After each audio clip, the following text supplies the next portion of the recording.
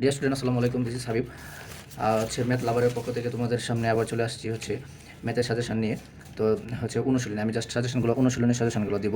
তো অনুশীলনী 2-1, আবার 2-2, 2-1 থেকে 1, 6, 7, 10, 11, উদাহরণ 15।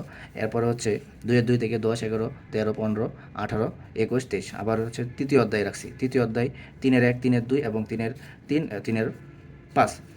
এগুলো হচ্ছে বীজগণিতের রাশি। তাহলে বীজগণিতের মধ্যে আরও একটি অধ্যায় রাখছি, এটা হচ্ছে যে 4-1, 4-2 পড়বা, এই যে যেগুলো দিছি এগুলো।